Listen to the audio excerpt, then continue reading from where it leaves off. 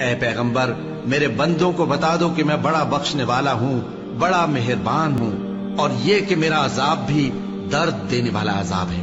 اور ان کو ابراہیم کے مہمانوں کا احوال سنا دو۔ جب وہ ابراہیم کے پاس آئے تو سلام کہا۔ انہوں نے کہا کہ ہمیں تو تم سے ڈر لگتا ہے۔ مہمانوں نے کہا کہ ڈریے نہیں، ہم آپ کو ایک دانش مند لڑکے کی خوشخبری دیتے ہیں۔ وہ بولے کہ جب مجھے بڑھاپے نے آ پکڑا تو تم خوشخبری دینے لگے، اب کاہے کی خوشخبری دیتے ہو؟ انہوں نے کہا کہ ہم آپ کو سچی خوشخبری دیتے ہیں، سو آپ مایوس نہ ہوں۔ ابراہیم نے کہا کہ اللہ کی رحمت سے مایوس ہونا تو گمراہوں کا کام ہے۔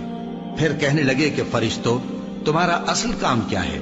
انہوں نے کہا کہ ہم ایک گناہگار قوم کی طرف بھیجے گئے ہیں کہ اس کو عذاب کریں، مگر لوط کے گھر والے کہ ان سب کو ہم بچا لیں گے، البتہ ان کی بیوی کہ اس کے لیے ہم نے ٹھہرا دیا ہے کہ وہ پیچھے رہ جائے گی۔